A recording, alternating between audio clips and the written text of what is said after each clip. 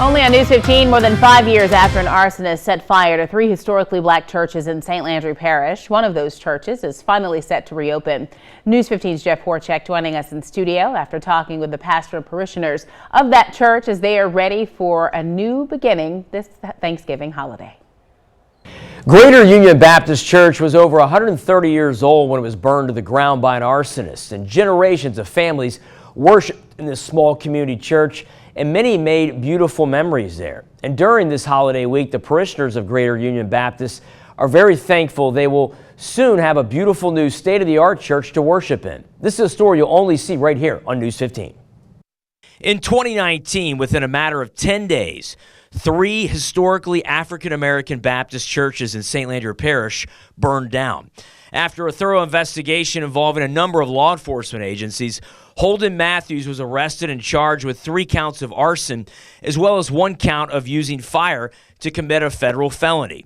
He's serving simultaneous 25-year federal and state sentences in federal prison.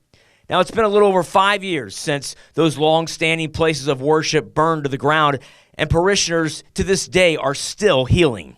You just felt so sad. Saddened to know that, first of all, someone could disrespect the house of God, a place where people come to fellowship, worship, to position in their minds to want to burn it for their own personal gain. The word of God stands forever, but his word did not burn in the fire.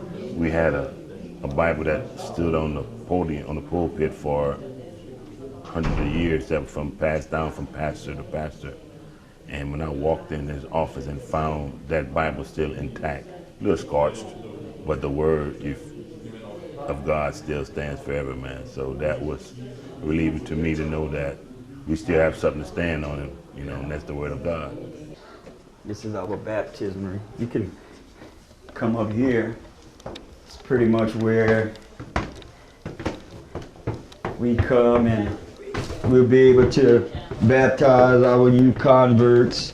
What we do, we have someone standing here, usually the deacons and myself, and we'll give them the ordinance of baptism, and we'll go through the different scriptures, and then we exit out. Greater Union Baptist Church was the second of the 3 churches that was burned to the ground.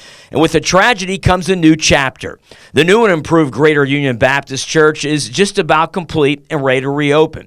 Pastor Harry Richard was the pastor of Greater Union in 2019. He passed away nearly a year after the church was destroyed in the fire. The current pastor, Patrick Laverne, has a long history with Greater Union Baptist and says when he heard that the church had been destroyed, he was flooded with emotions. I was married in that church, and my daughter was baptized in that church, and we had a bunch of good times in the building. So, it was sort of heartbreaking. As awful as it was to see the original Greater Union Baptist Church burned down, Pastor Laverne tells me that from a pile of ashes comes this beautiful new church you see behind me, but that's just a building. What matters most, he says, are the people who worship inside. It's a new beginning, not say new beginning with our faith, but we have a bigger facility. We have more options in this facility than we had in the old facility.